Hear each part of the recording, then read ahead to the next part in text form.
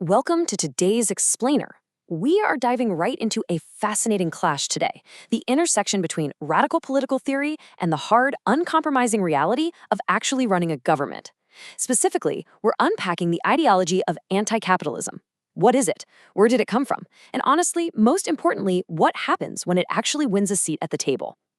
To ground this whole exploration, we'll be breaking down a really revealing retrospective analysis written by Julia Camara and Raul Camargo. They're political organizers who recently analyzed the Spanish political landscape, which serves as a profound case study of a modern left-wing movement transitioning from grassroots protests to actual government power. Okay, let's dive into this, because this question right here is the absolute crux of our entire explainer today. You see, it's one thing to protest a system from the outside, but it's an entirely different challenge to try and dismantle or change that system when you're suddenly the one holding the levers of state power.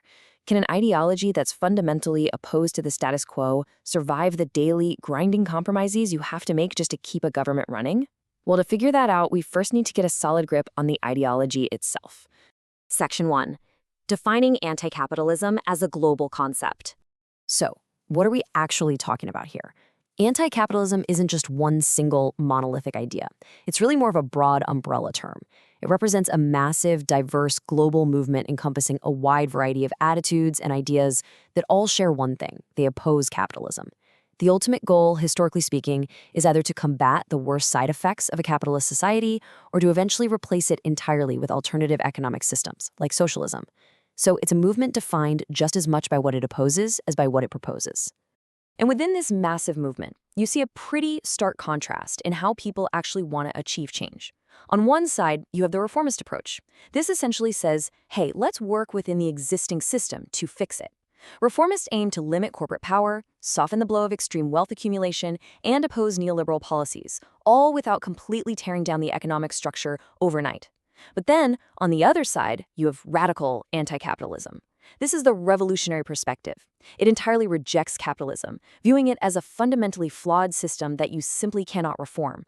For them, it has to be overthrown and replaced with a completely new social order. And, depending on the historical moment, movements often end up borrowing strategies from both sides of this spectrum. Section 2. The roots of the movement. Let's move to the timeline and see how this builds across history. Opposition to capitalism actually has incredibly deep roots.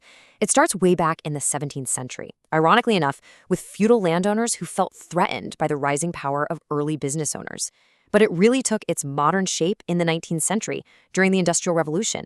Mass production created this massive working class, which quickly organized into trade unions to fight for basic labor rights. Fast forward to the 1960s, and the movement shifts gears again.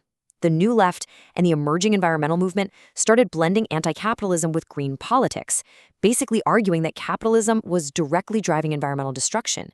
Finally, in 1994, the modern, globalized anti-capitalist movement truly crystallized, with the Zapatista uprising in Mexico against the North American Free Trade Agreement. That event inspired a whole new generation globally, linking the economic fight with indigenous rights. So, all of this history brings us to a really fascinating threshold. The theory is well established, right? The grassroots movements have literally centuries of momentum behind them. But what happens when that radical theory finally steps out of the protest square and meets institutional power? What happens when you actually win an election? Section 3, Spain's left at a crossroads. To answer that, we turn to our case study.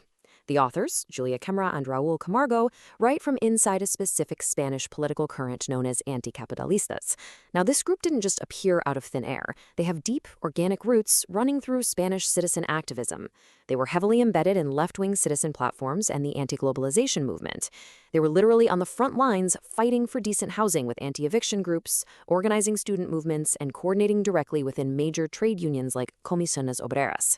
They were the very definition of a grassroots, street-level opposition force. And then the critical pivot happened. In 2014, anti-capitalistas made a monumental leap from social movements directly into institutional governance. They helped launch a new political party called Podemos. This party gained massive traction very quickly and eventually entered into a progressive coalition government in Spain, serving alongside the center-left PSOE and later the Somar coalition. This lasted for roughly 8 years. The outsiders were officially on the inside. Section 4. The reality of governing. And this brilliantly illustrates the disconnect the authors felt between the soaring rhetoric of their progressive government and the stark reality of its actual policies. Take the controversial gag law that had been passed by a previous right-wing government. The progressive rhetoric promised a swift repeal, but the reality? After 8 years in power, the most damaging aspects of that law are still standing. On housing, despite big promises of strong federal protections, the reality was a housing law that left rent control mostly in the hands of autonomous communities governed by the political opposition, which rendered it largely ineffective. And on wealth redistribution, the authors point out that during these 8 years of progressive rule, there was almost zero structural change. Meanwhile, banks and large corporations reaped the greatest profits in their entire history. The authors impartially note here that the issue wasn't simply that they needed a better progressive government. Their analysis argues that the very terms of coalition governance inherently produce these heavily constrained outcomes.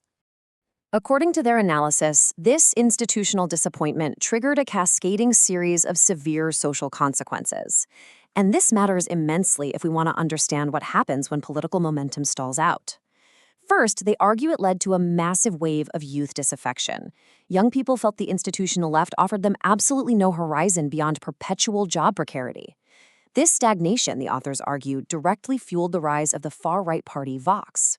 Basically, when center-left governments fail to deliver real, tangible change, it breeds resignation among voters and pushes some toward extreme alternatives.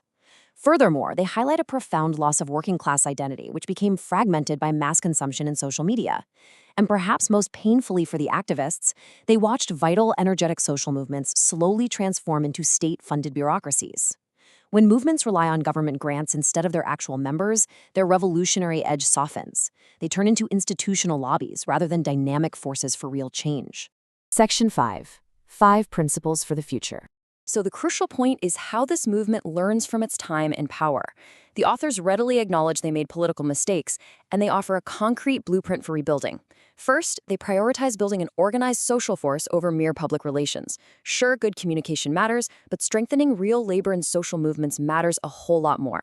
Second, they demand non-alienation, insisting that movements have to be deeply rooted in grassroots self-organization, not just institutional representation. Third, they advocate for a broad, pluralistic tent of feminist, environmental, and labor traditions, but with strict red lines, refusing any compromise with social liberalism. Fourth, culturally, they highlight the absolute necessity of a fraternal internal environment, actively avoiding the toxic personality cults and suppression of criticism that often plagued this era of new politics. And finally, they insist on financial independence. An organization must rely on its own income to avoid state dependency, backed by strict salary and term limits for any elected representatives. To close out today's explainer, the authors reference this incredibly evocative quote by the late philosopher Daniel Benside. Perhaps the construction of a revolutionary organization is as necessary as it is impossible. This has never prevented anyone from falling in love. I think it perfectly captures the enduring, perhaps stubborn resolve of the anti-capitalist movement. They clearly recognize the monumental, almost impossible difficulty of changing the system from within, yet the drive to try remains deeply, deeply ingrained. It leaves us to wonder, as these movements adapt and as they learn from their institutional failures, what exactly will the next iteration of radical governance look like? Thank you so much for joining us, and keep questioning the systems around you.